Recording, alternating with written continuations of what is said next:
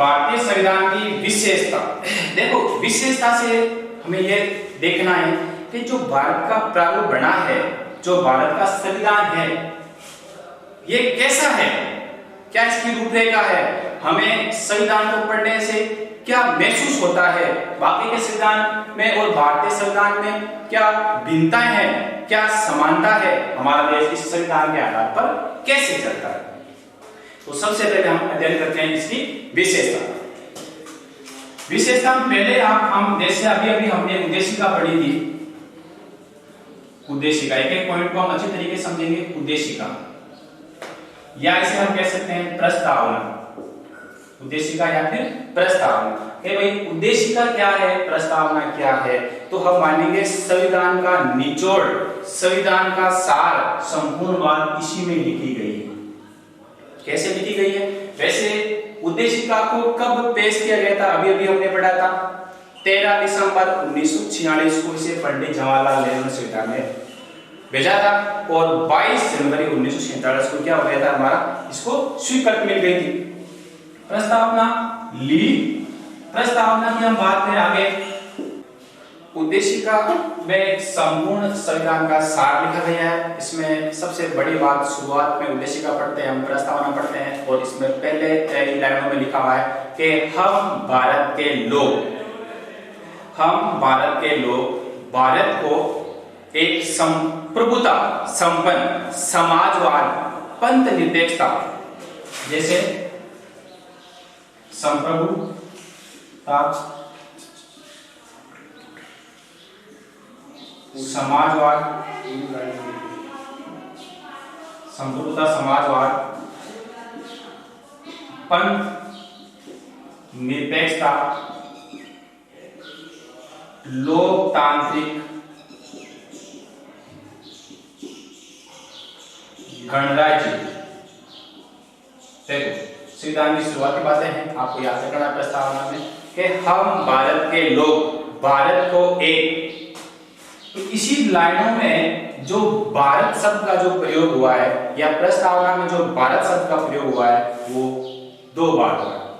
कई बार एग्जाम में सवाल पूछते हैं कि भारतीय संविधान की प्रस्तावना में भारत शब्द का उल्लेख कितनी बार किया गया है, तो 2 बार किया गया है। जैसे हम प्रस्तावना पढ़ते हैं कि हम भारत के लोग भारत को, तो इसमें संविधान की प्रस्तावना में भारत का शब्द का प्रयोग जो हुआ कितनी बार हुआ है, 2 बार। इसमें शुरुआत में 5 विशेषता दे रखी है कि हम भारत को एक संपूर्ण प्रभुत्व संपन्न समाजवाद पंथ निरपेक्षता लोकतांत्रिक गणराज्य बनाने के लिए। देखो सार कैसे निकलता है इनको पढ़ने से। संप्रभु अभी हमने पहले पढ़ाई था, संप्रभु क्या है? संप्रभु जैसे यहाँ के व्यक्ति, यहाँ की शासन व्यवस्था, यहाँ की जनता चलाएगी। यहाँ में कोई भी दूसरे देशों से या आंतरिक निर्णय लेने में हमें किसी बाहरी देश के हस्तक्षेप लेने की आवश्यकता नहीं होगी। इसलिए भारत देश को क्या कहा गया है? संप्रभु कहा गया है। भारत देश समाजवाद देश है, यानी यहाँ की जो ताकत है वो जनता के साथ में तो है ही है। जो पैसे सरकार के पास आते हैं वो समाज के हर वर्ग के तरफ पहुंचाते हैं, समाज के विकास के लिए, समाज के आगे बढ़ाने के लिए पैसे इसको वितरण करते हैं। इस बात की पंथ निरपेक्षता आर्टिकल की यदि हम बात करें तो 25 में यह पंथ निरपेक्षता, सभी धर्मों को समान मान्यता दी गई है। हमारे राज्य का या हमारे देश का कोई किसी तरह का धर्म नहीं है, एक पंथ निरपेक्ष देश है, यानी हमारे भारत देश को सभी धर्मों को समान मान्यता दे रखी है। लोकतांत्रिक यानी यहाँ की जो शासन व्यवस्था है वो लोगों के हाथ में है। लोकतंत्र इब्राहिम लिंकन की एक परिभाषा है। इब्राहिम लिंकन के अनुसार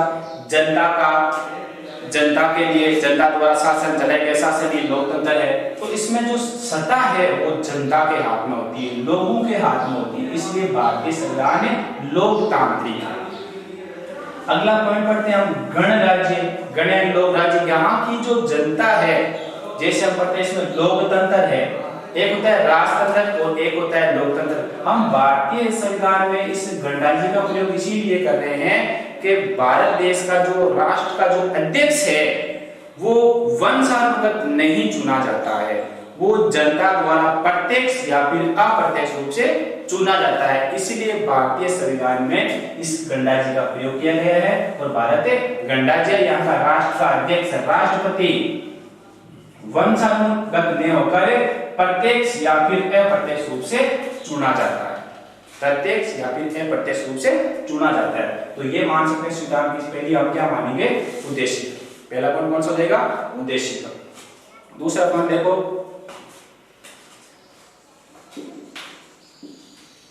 लिखित व निर्मित संविधान।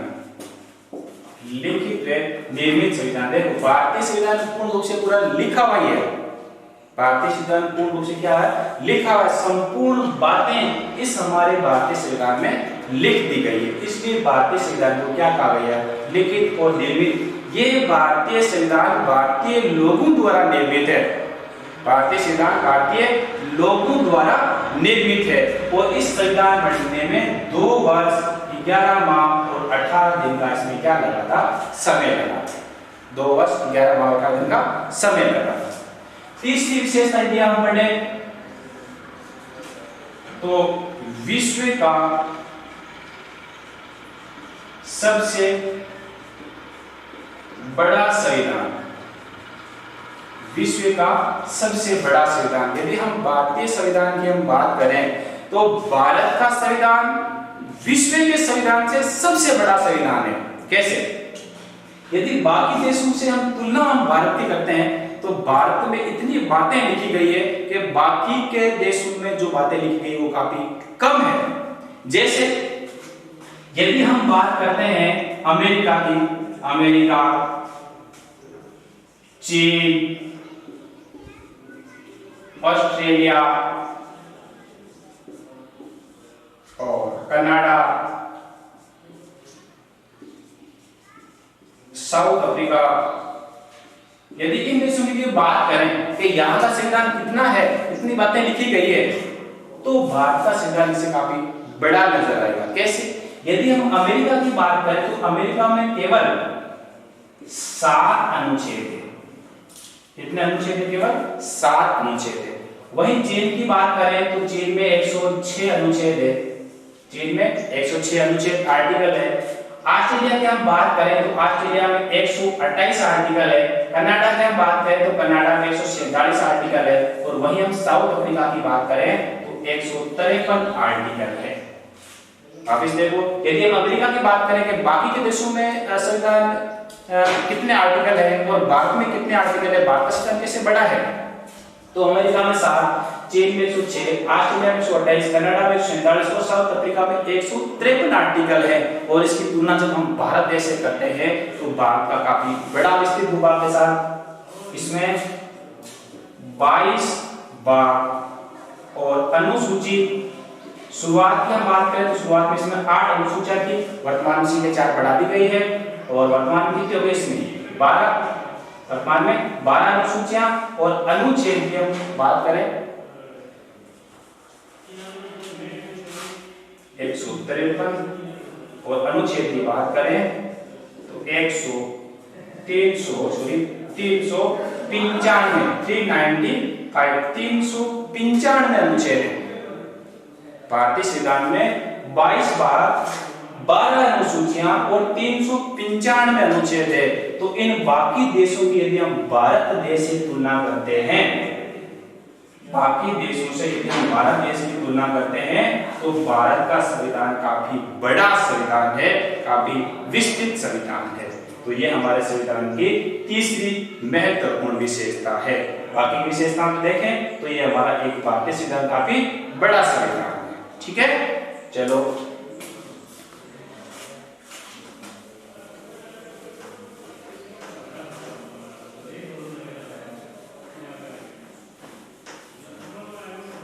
आगे देखो और इसकी कौन कौन सी विशेषता होगी। भारतीय संविधान की एक चौथी एक महत्वपूर्ण विशेषता है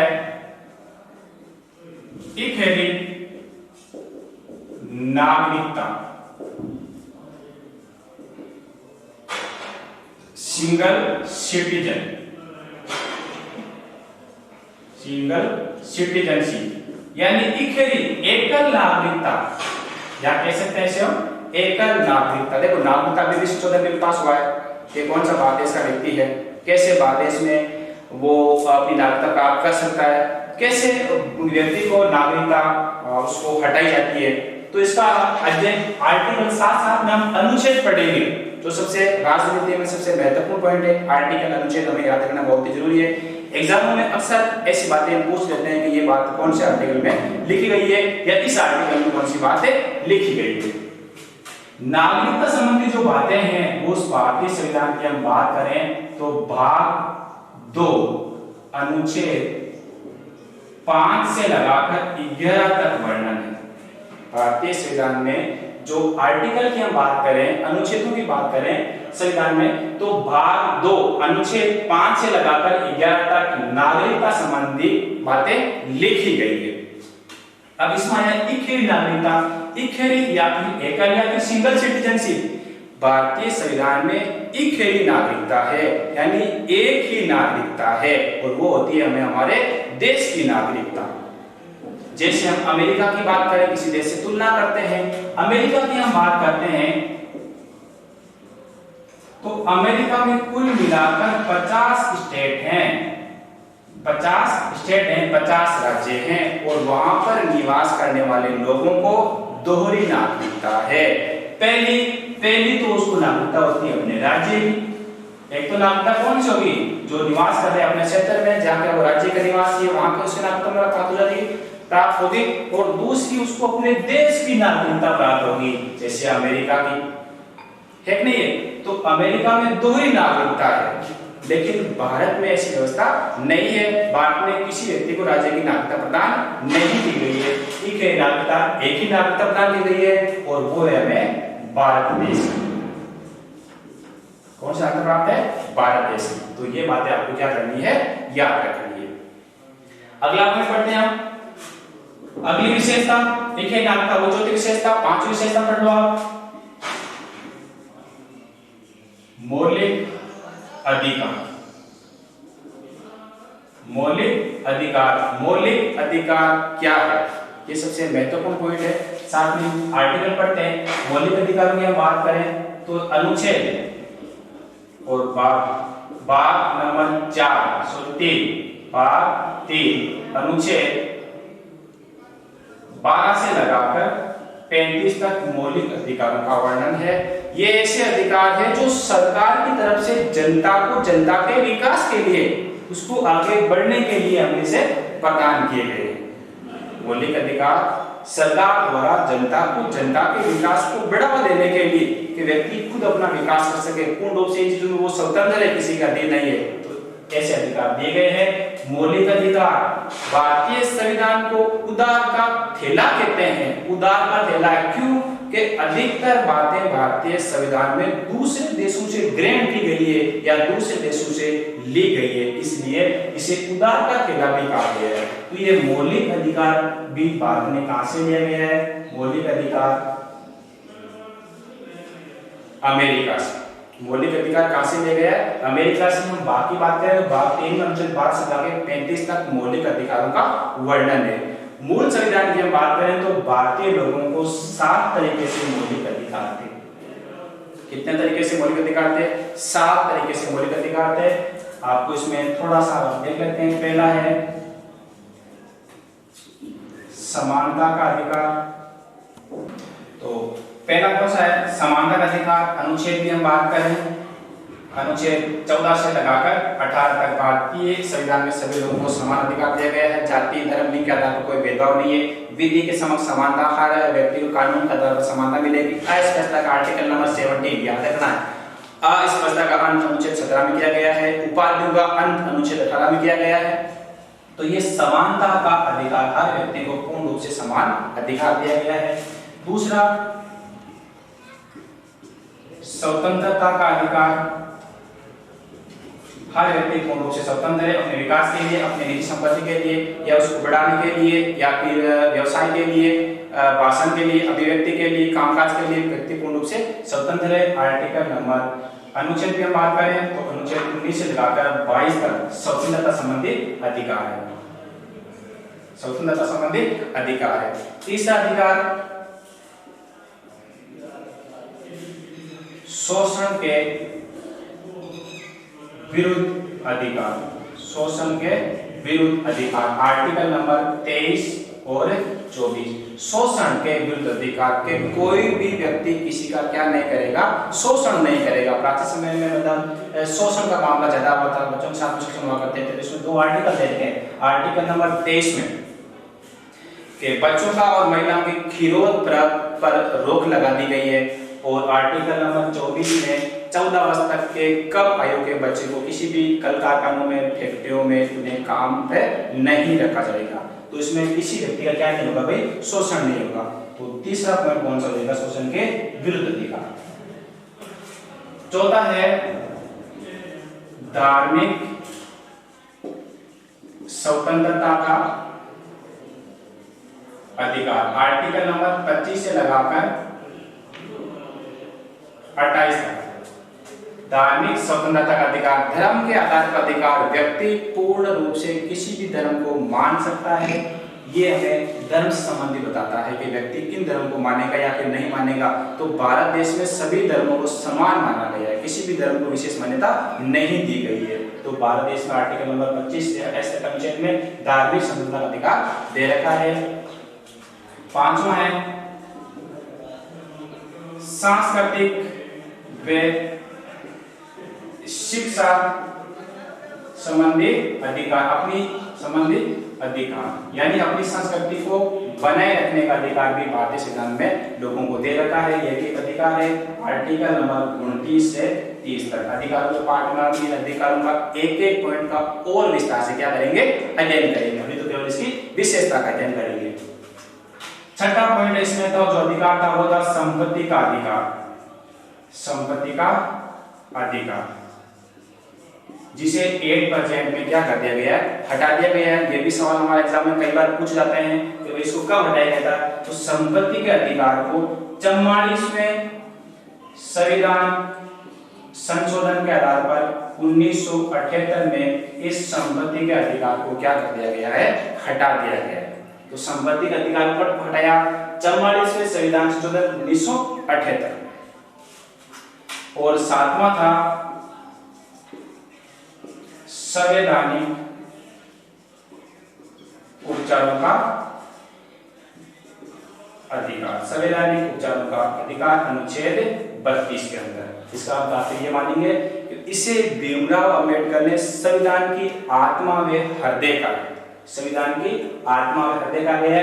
यदि इन पहले के 5 अधिकारों में किसी तरह के व्यक्ति के अधिकारों में यदि कमी आती है तो हम सीधे सुप्रीम कोर्ट में जा सकते हैं, ठीक है ना। तो ये कुल मिलाकर 7वां अधिकार था।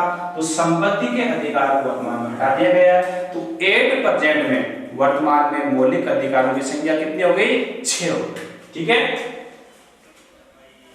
नेक्स्ट देखो, वापिस देखना बेटी, एक ही नागरिकता मतलब सिंगल सिटीजन, भारतीय संविधान में एक ही नागरिकता प्रदान दी गई है, और वो भी हमारे किसकी है, भारत देश की। आर्टिकल की बात करें तो 5 से 11 तक अनुच्छेद की बात करें, और भाग नंबर 2।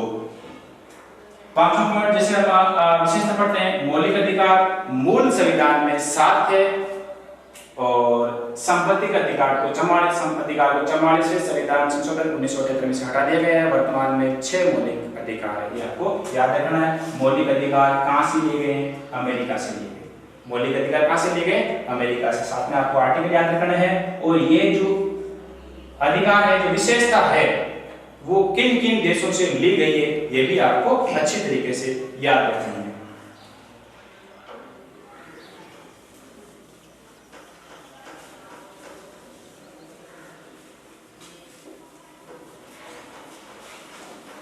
अगला पॉइंट देखो,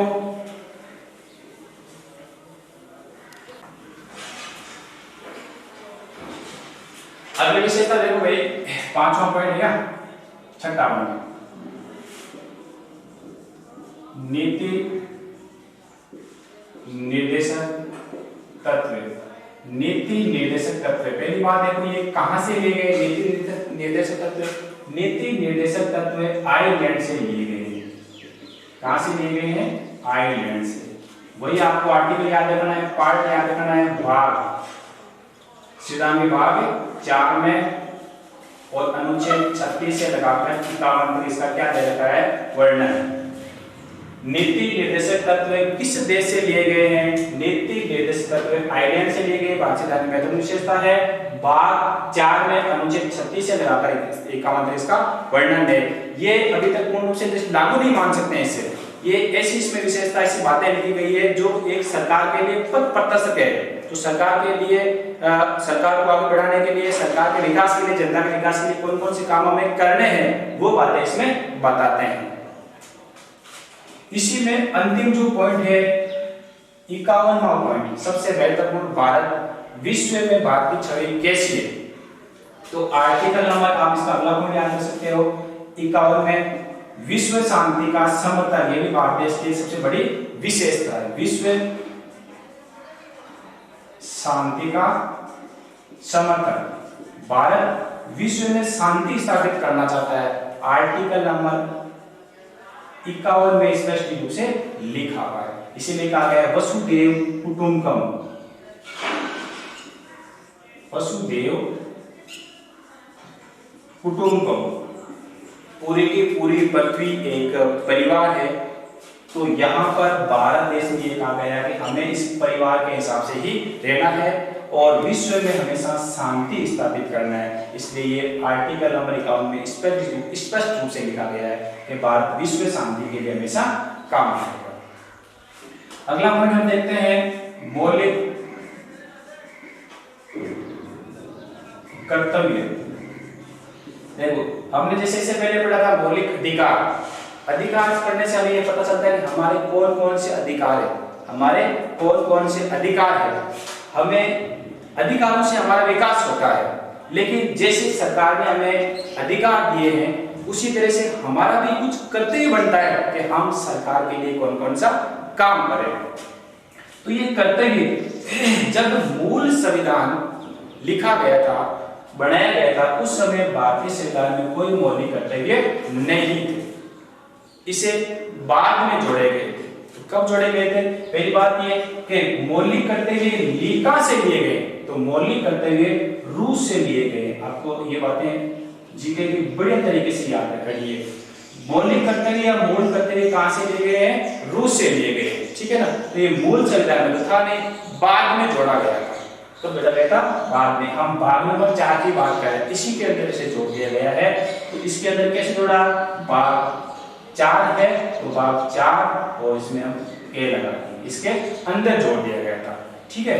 अनुच्छेद की बात करें, अंतिम अनुच्छेद कौन सा था? 51 विश्व शांति के लिए बात कर रहे हैं। अनुच्छेद 51 के, अनुच्छेद 51 के एक समिति बैठी थी, उस समिति का आपको याद रखना है, स्वर्ण सिंह समिति। स्वर्ण सिंह समिति के आधार पर मौलिक कर्तव्य या फिर मूल कर्तव्यों को जोड़ा गया था। तो मूल कर्तव्य स्वर्ण सिंह समिति के आधार पर भाग 4 के में अनुच्छेद 51 में 10 मौलिक कर्तव्य जोड़े गए थे। 10 मौलिक कर्तव्य जोड़े गए थे। अब हमारे कर्तव्य क्या बनता है कि भाई जैसे देश में किसी तरह कोई संकट आए, आहन आए, समस्या आए तो हमें देश की रक्षा करनी चाहिए, सार्वजनिक संपत्ति को नुकसान नहीं पहुंचाना चाहिए, देश के विकास के लिए काम करें, पर्यावरण का संरक्षण करें, आदि बातें इस स्वर्ण सिंह समिति के आधार पर 10 मूल कर्तव्य जोड़े गए, ठीक है ना। और एक इसके बाद में 86वां संविधान संशोधन 2010 में एक और 11वां मौलिक कर्तव्य जोड़ दिया गया, ठीक है ना। हमारा 11वां ये कर्तव्य बनता है, माता पिता का ये कर्तव्य बनता है कि उनके संरक्षण में पढ़ रहे बच्चे 6 से 14 वर्ष तक के बच्चों को अनिवार्य रूप से क्या दें? उसको शिक्षा दें। क्या दें? उसको शिक्षा दें। तो 86वें संविधान संशोधन 2010 में कौन सा कर्तव्य जोड़ा गया था? 11वां जोड़ा गया था। इसमें 6 से लगा के 14 वर्ष तक के बच्चों को अनिवार्य रूप से क्या प्रदान करें? शिक्षा प्रदान करें। तो ये था हमारा 8वां मौलिक कर्तव्य। वापस देखो थोड़ा सा कि नीति निर्देशक तत्व कहां से लिए गए हैं? आइलैंड से लिए गए हैं, संविधान के भाग 4 में। इसका वर्णन अनुच्छेद 36 से लगाकर 51 तक है। 51 की बात करें जिसमें स्पष्ट रूप से भारतीय संविधान की विशेषता, सबसे बड़ी विशेषता मान सकते हैं कि भाई विश्व में शांति स्थापित करना, विश्व में शांति स्थापित करना। विश्व शांति का भाग क्या है? समर्थक है। और आर्टिकल नंबर 51 में स्पष्ट रूप से बातें लिखी गई है। वसुदेव कुटुंबकम पूरी पृथ्वी एक है, हमें विश्व में शांति स्थापित करना है। मौलिक कर्तव्य, मूल संविधान में मौलिक कर्तव्यों का वर्णन नहीं था। मौलिक कर्तव्य रूसी लिए गए हैं, ये बाद में जोड़े गए थे, ठीक है ना। संविधान के भाग 4 के में, अनुच्छेद 51 के में और स्वर्ण सिंह समिति के आधार पर एक संविधान संशोधन हुआ था। वो भी मैं आपको लिख दूं वहां पे 42वें संविधान संशोधन, 42वें संविधान संशोधन 1976 में। तो मौलिक कर्तव्य कब जोड़े गए थे? 42वें संविधान संशोधन 1976 में स्वर्ण सिंह समिति का आधार पर उस समय 10 मौलिक कर्तव्य जोड़े गए थे। और 86वें संविधान संशोधन 2002 में 2010 में 2002 में वैसे ही बड़ा था, 2010 में से लागू कर दिया गया था। 11 मौलिक कर्तव्य जोड़ा गया था, जिसमें 6 से लगा के 14 वर्ष तक बच्चों को अनिवार्य रूप से शिक्षा दे। तो ये माता पिता का कर्तव्य बन रहा है और इसी के साथ साथ में बच्चे का क्या बन रहा है? अधिकार बन रहा है। तो जैसे हमने मौलिक अधिकार पढ़ा तो उसमें भी ये भी आप याद रखना है, अनुच्छेद 21 के में, अनुच्छेद 21 के में बच्चे का ये कर्तव्य बनता है कि अनिवार्य रूप से क्या ग्रहण करें? शिक्षा ग्रहण करें, ठीक है।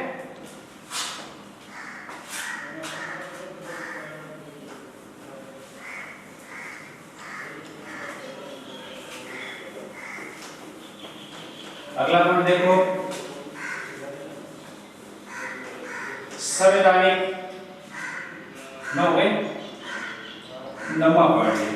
संसदीय शासन व्यवस्था, संसदीय शासन व्यवस्था। संसद देखो, ताकत की हम बात करें तो भारत देश में जो वास्तविक नियम बनाने का काम है, संविधान में कोई भी संशोधन करना जो काम है, वो किसके हाथ में होता है? हमारा संसद के होता है। इसके हाथ में होता है संसद। संसदीय शासन व्यवस्था, संस्थात्मक शासन व्यवस्था को अपनाया गया है। वास्तविक शक्ति संसद के हाथ में होती है। कैसे होती है? यदि हम संसद का वर्णन करें तो भारतीय संविधान में अनुच्छेद 79 में संसद का वर्णन कर रखा है। भारतीय संविधान में यदि संसद के वर्णन की बात करें तो आर्टिकल नंबर 79 में संसद का वर्णन है। संसद के कितने सदन होते हैं? 2, एक तो लोकसभा और दूसरा है राज्यसभा। आपको पूछ देते हैं संसद के कितने अंग होते हैं, क्या आंसर दोगे? देखो प्रश्न में थोड़ा सा बदलाव करना है आपको। जैसे संसद के कितने सदन होते हैं तो आपको आंसर देना है 2। संसद के कितने सदन होते हैं? 2। नंबर 1 लोकसभा और दूसरा होता है राज्यसभा। जबकि यही प्रश्न पूछते हैं कि संसद के अंग कितने होते हैं तो संसद के 3 अंग होते हैं, लोकसभा, राज्यसभा और तीसरा जो पॉइंट है वो हमारा राष्ट्रपति। कौन सा है? राष्ट्रपति। आर्टिकल की हम थोड़ी सी बात करें तो संसद का वर्णन आर्टिकल नंबर 79 में है, राज्यसभा का वर्णन आर्टिकल नंबर 80 में है और वही लोकसभा का वर्णन आर्टिकल नंबर 81 में 81 में। संसद का 79 में, राज्यसभा का 80 में और लोकसभा का 81 में वर्णन, ठीक है। राष्ट्रपति की बात करें तो देश का प्रमुख व्यक्ति मान सकते हैं। राष्ट्रपति का वर्णन आर्टिकल नंबर 52 से लगाकर और 62 तक राष्ट्रपति का पूर्ण रूप से वर्णन किया गया है, ठीक है। तो ये भारत देश में संसदीय शासन व्यवस्था अपनाई गई है। यहाँ पर लोकसभा, राज्यसभा मिलकर नियम बनाती है और प्रेसिडेंट उस पर अपने क्या करते हैं? हस्ताक्षर करते हैं।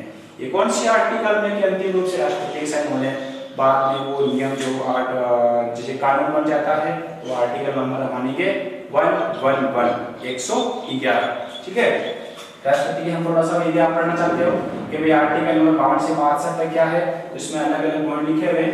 यदि हम 52 की बात करें तो भाई एक क्या लिखा है कि भाई एक राष्ट्रपति होगा भारत संविधान में, भारत में क्या होगा? एक राष्ट्रपति होगा। आर्टिकल नंबर 52 में 53 की बात करें तो कार्यपालिका की शक्ति किसके अंकित होगी? राष्ट्रपति में निहित होगी। Article number 53।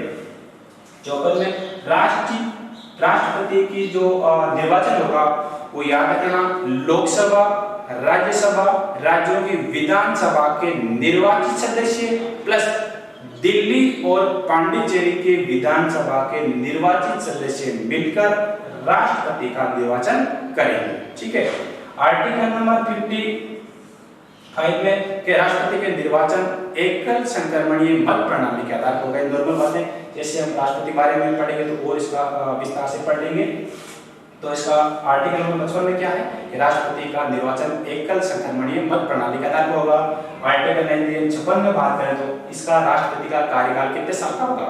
5 साल का होगा। वैसे 5 साल पहले ही अपने पद से त्यागपत्र दे सकता है स्वेच्छा से, लेकिन वैसे कार्यकाल सामान्य तरीके से इसका कार्यकाल कितने साल का होता है? 5 साल का होता है। राष्ट्रपति देखें तो इसमें इसका जो वेतन वगैरह है इसमें 57 में देख सकते हैं। 58 में इसकी एबिलिटी देख सकते हैं। एबिलिटी क्या इसकी योग्यता है। 59 में इसकी राष्ट्रपति की हम शर्तें देख लेंगे।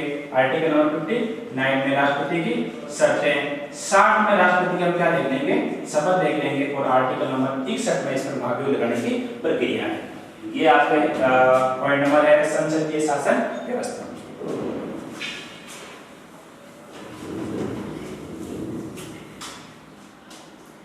अगला है 10वां पॉइंट,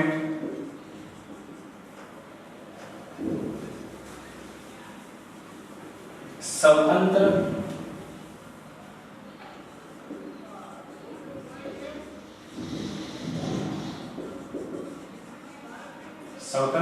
न्यायपालिका। भारतीय संविधान की जो न्यायपालिका पूर्ण रूप से फ्रीडम है, स्वतंत्र है, उस पर किसी का अधिकार नहीं है। यानी अपने दिए गए निर्णय पूर्ण रूप से क्या होंगे? स्वतंत्र होंगे, किसी के दबाव में आकर ये निर्णय नहीं देंगे। न्यायपालिका की बात करें तो भारतीय संविधान एक पिरामिड की तरह है। भारतीय संविधान एक पिरामिड की तरह है, जिसके सबसे नीचे वाक्य हम बात करें तो उसमें अधीनस्थ न्यायालय, फिर जिला स्तर पर न्यायालय, फिर हाईकोर्ट मान सकते हैं, उच्च न्यायालय को मान सकते हैं, और सबसे जो ऊपर का जो इसका मेन हेड है, जो न्यायालय है, न्यायपालिका है, वो सुप्रीम कोर्ट बनी है।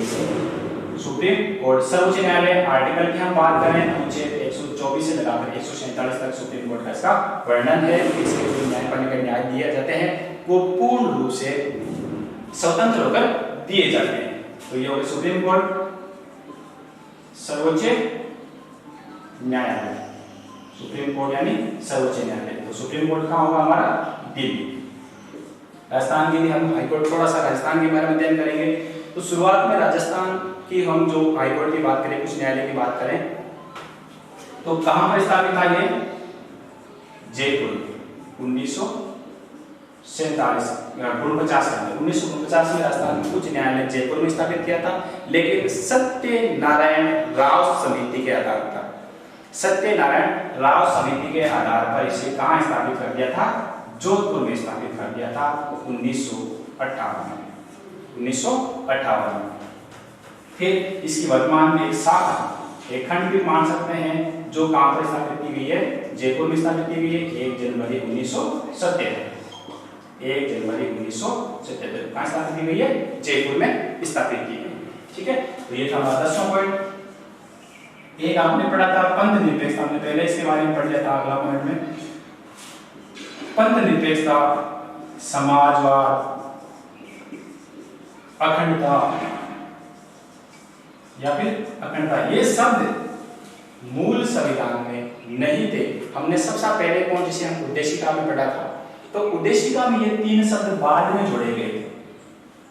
समाजवाद, पंथ निरपेक्षता और अखंडता, ये उद्देशिका में बाद में जोड़े गए थे। ठीक है ना, जिसका तात्पर्य हम पहले पढ़ चुके हैं। पंथ निरपेक्षता यहाँ पर सभी धर्मों को क्या माना गया है? समान माना गया। आर्टिकल नंबर 25 की हम बात करें तो यहाँ पर सभी धर्मों को क्या माना गया है? समान माना गया है। किसी भी धर्म को विशेष मान्यता नहीं दी गई है।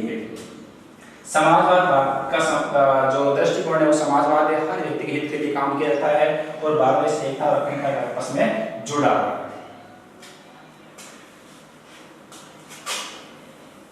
अगला पॉइंट देखो,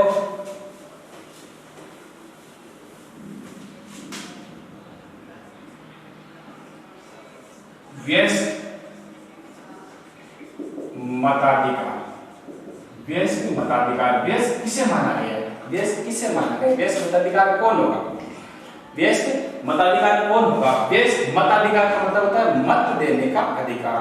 मताधिकार का मतलब क्या होगा? मत देने का अधिकार। कभी मत कौन दे सकता है? यदि मूल संविधान की बात करें तो जिस आदमी की, जिस व्यक्ति की आयु 21 ईयर्स है, जिसकी आयु 21 साल या उससे ज्यादा है, वो आदमी लोकसभा विधानसभा में वोट दे सकता है। ठीक है, तो ये उस समय थी जब भारतीय संविधान बनाया गया था। लेकिन बाद में देखा कि 21 साल बहुत ही ज्यादा है, तो एक संविधान में क्या हुआ, संशोधन। याद रखना है आपको ये बातें, बहुत कंपटीशन के लिए बहुत ही जरूरी होती है। 61 में संविधान संशोधन 1992 में, मूल संविधान में मतदाता कितनी थी, 21 साल। 61 में संविधान संशोधन 1992 में संविधान में क्या कर दिया था, संशोधन कर दिया था, और मतदाता की आयु 21 साल से घटाकर कितनी कर दी गई है, 18 साल कर दी गई है। तो 8% में भारतीय संविधान का लागू देश किस व्यक्ति को माना जाएगा, जिसकी आयु 18 साल या उससे ज्यादा है, वो आदमी व्यक्ति क्या कर सकता है, चुनाव में वोट दे सकता है। आर्टिकल नंबर 326 में ये बातें लिखी गई है। अनुच्छेद कौन सा है, 326 में, कि जिस व्यक्ति की आयु 18 साल या उससे ज्यादा है वो व्यक्ति क्या कर सकता है, वोट दे सकता है। ठीक है, अगला देखो, जैसे आरक्षण की हम बात करें, एक भारतीय संविधान की एक बहुत बड़ी विशेषता इसमें दे रखी है, इसमें अनुसूचित जाति व जनजाति के कल्याण की इसने एक बात बताई है कि उनका भी विकास होना जरूरी है, इसलिए संविधान में इनको आरक्षण की व्यवस्था के आधार पर इनको आरक्षण दे दिया गया है। अनुच्छेद 330 और अनुच्छेद 330 में लोकसभा, 330 में लोकसभा और 332 में विधानसभा में भारतीय संविधान में अनुसूचित जाति और जनजाति के लोगों को आरक्षण की व्यवस्था दे रखी है। ठीक है ना, तो ये भी आपको याद करना है। संविधान विशेषता में अनुसूचित जाति और जनजाति के कल्याण के लिए काम करेंगे, और अनुच्छेद कौन सा रहेगा, लोकसभा के आरक्षण के लिए इसमें हम बात करें तो 330, और विधानसभा के आरक्षण की बात करें तो 332 में इसको आरक्षण दे रखा है।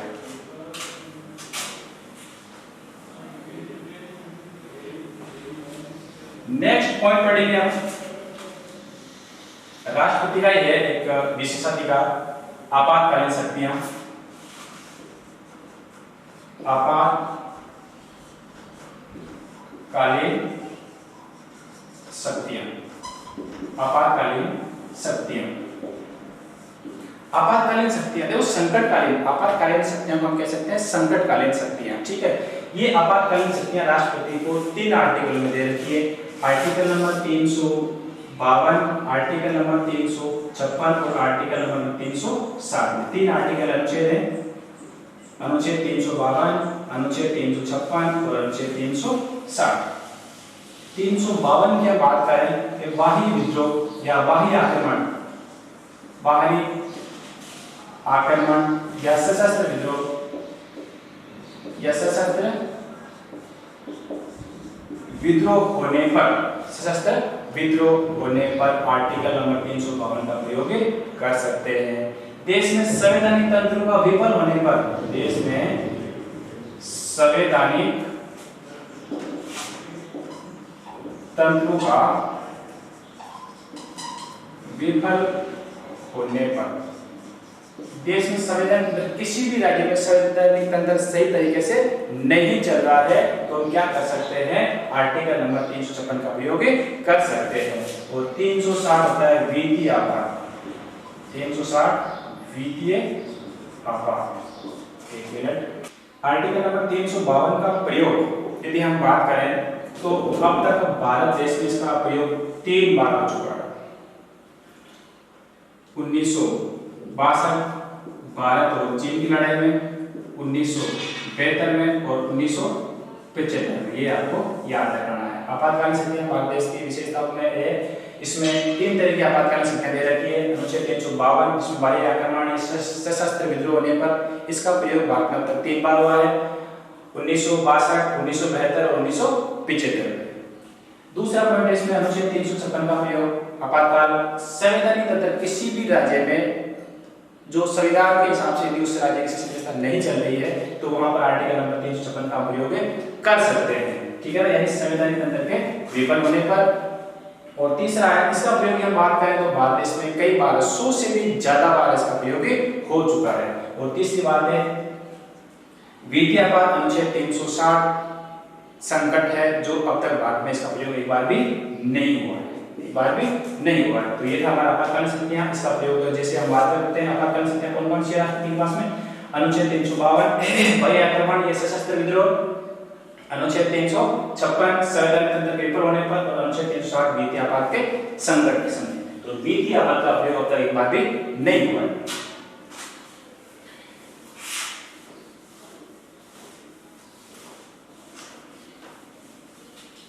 अगली विशेषता पढ़ते हैं।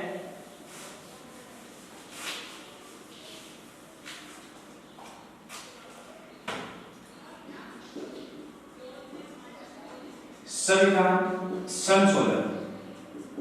संविधान संशोधन कैसे संशोधन? देखो संशोधन यानी फेरबदल। भारत का संविधान पूर्ण रूप से लिख दिया गया है, लेकिन इसमें संशोधन करने की प्रक्रिया भी दे रखी है। क्यों लिख दिया? समय के हिसाब से हमें संविधान में क्या करना पड़ेगा? संशोधन करना पड़ेगा। तो आर्टिकल नंबर 368 में, अनुच्छेद 368 में संविधान में संशोधन करने की प्रक्रिया दे रखी है। संविधान संशोधन प्रक्रिया कौन से आर्टिकल में, कौन से अनुच्छेद में है? अनुच्छेद 368 में। और ये संविधान संशोधन की प्रक्रिया साउथ अफ्रीका से ले रखी है। कहां से ले रखी है? साउथ अफ्रीका से। साउथ अफ्रीका से ले रखी है। देखो दो तरीके यहाँ पर सवाल बनते हैं। भारतीय संविधान कठोर व लचीला है। संविधान विशेषता में कभी सवाल पूछ लेते हैं कि भारतीय संविधान कठोर व लचीला है। कठोरतापन ये कहां से लिया गया है? कठोरतापन कहां से लिया गया है? अमेरिका से। कहां से लिया गया है?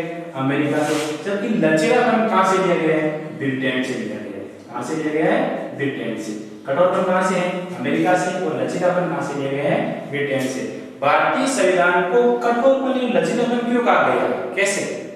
भारतीय संविधान को कठोर या फिर लचीलापन क्यों कहा गया है? संशोधन की हम बात करें कि भारतीय संविधान में संशोधन कितनी तरीके से होता है, तो आपको याद रखना है 3 तरीके से। प्रश्न को आपको थोड़ा ध्यान देना है कि भारतीय संविधान में संशोधन कितने तरीके से करते हैं? 3 तरीके से। और वही पूछ लेते हैं कि अनुच्छेद 368 के आधार पर संविधान में संशोधन कितनी तरीके से करेंगे? 2 तरीके से। कितने तरीके से? 2 तरीके से। एक संशोधन मान सकते हैं शुरुआत में साधारण संशोधन। साधारण संशोधन। साधारण संशोधन यानी संसद के कुछ सदस्य मिलकर संविधान में फेरबदल कर देते हैं, वो होता है पहला संशोधन। जैसे संसद के सदस्यों के वेतन को बढ़ाना है या फिर कमी करनी है, या फिर किसी भी राज्य में विधान परिषद को गठित करना है या विधान परिषद को हटाना है, तो संविधान के संसद के साधारण सदस्य मिलकर भी संविधान में क्या कर देंगे? संशोधन कर देंगे। तो ये हो जाएगा हमारा साधारण संशोधन। अब 2 तरीके से संशोधन आर्टिकल नंबर 368 के आधार पर इसमें 2 तरीके से संशोधन होते हैं। ठीक है, जैसे पहला इसका कौन सा हो जाएगा? इसमें 368 के आधार पर पहला इसमें ये हो जाएगा कि भाई ये लचीलापन, यानी संसद के 2/3 सदस्य मिलकर, संसद के 2/3 सदस्य मिलकर संविधान में क्या करेंगे? संशोधन करेंगे। ठीक है। और दूसरा ये हम साधारण मान सकते हैं, ब्रिटेन से लिया गया, लचीलापन मान सकते हैं। और कठोरपन जो मानेंगे वो कहां से मानेंगे? हम अमेरिका से। कैसे कठोरपन? इसमें हम किस किस में हम संशोधन कर सकते हैं? भाग याद रखना है आपको, भाग 3 और भाग 4 में हम क्या कर सकते हैं? संशोधन कर सकते हैं। अनुच्छेद 2 और इसमें 2/3 सदस्य मिलकर। और दूसरी बात है, ये कठोर संशोधन है कि 2/3 सदस्यों के साथ साथ आधे राज्यों की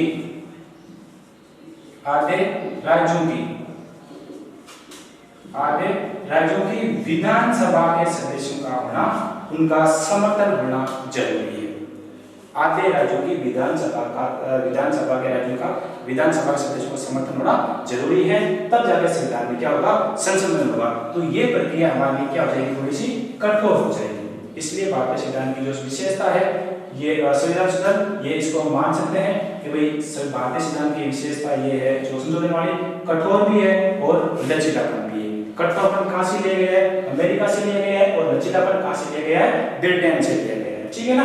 तो संविधान संशोधन की पूछ लें कि संविधान संशोधन कितने तरीके से होता है? तो 3 तरीके से होता है। और हमें पूछते हैं आर्टिकल नंबर 368 368 के आधार पर संविधान संशोधन कितने तरीके से होता है? तो 2 तरीके से होता है। ठीक है ना। संविधान संशोधन की प्रक्रिया किस देश से ली गई है? संविधान संशोधन की प्रक्रिया किस देश से ली गई है? तो आपको याद रखना है संविधान संशोधन की प्रक्रिया साउथ अफ्रीका से ली गई। ठीक है, तो यह था हमारा भारतीय संविधान और भारतीय संविधान की विशेषता। भारतीय संविधान और भारतीय संविधान की विशेषता। धन्यवाद।